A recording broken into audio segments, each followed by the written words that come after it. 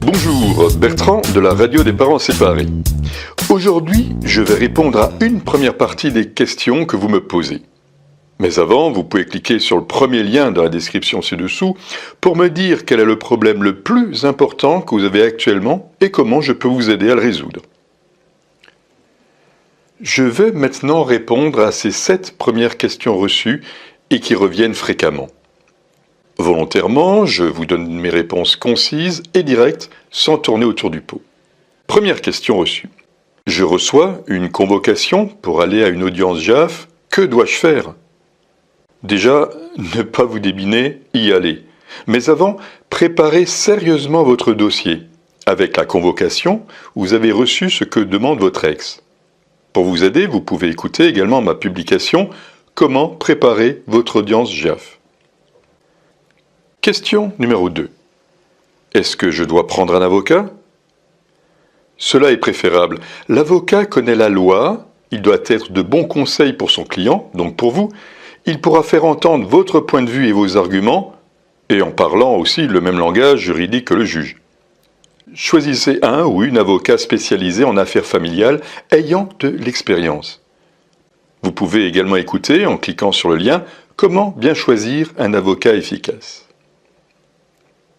Troisième question. Dans la requête déposée par mon ex, il y a des demandes, des affirmations totalement déformées et fausses. Que dois-je faire ? Rassemblez les documents qui établiront la réalité. N'oubliez pas que le juge découvre votre dossier à l'audience et pourra donc se baser ainsi sur des faits vérifiables. Question 4. L'audience est-elle publique ?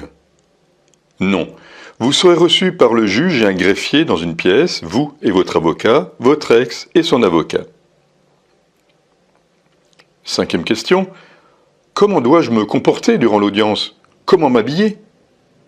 Essayez, donc, soyez calme. Si le juge vous pose des questions, répondez-lui avec précision.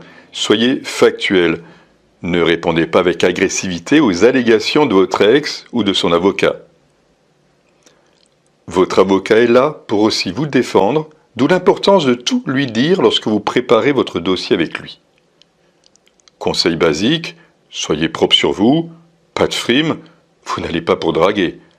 C'est la publication « Comment se passe une audience JAF ?» 6. J'ai peur de ne pas être à la hauteur, de perdre mes moyens, j'angoisse grave, je broie du noir, c'est foutu, j'ai la trouille. Bon, vous dire de ne pas vous mettre dans cet état ne va pas vous aider à faire face.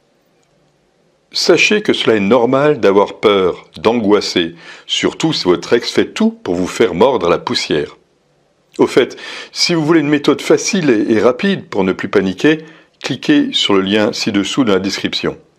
Faites partie de mes contacts et vous recevrez en priorité, avant tout le monde, les différentes publications à venir. Et aussi, il est important que vous apportez des preuves de la réalité en face des dires de votre ex. Le juge sera plus enclin de se baser sur des preuves, des documents, que sur des paroles non étayées, des allégations. Question 7. Je connais la décision du juge tout de suite ?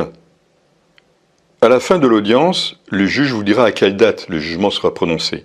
Dans certains cas, il aura besoin d'éléments supplémentaires, des pièces, des enquêtes sociales ou autres, médiation familiale, etc.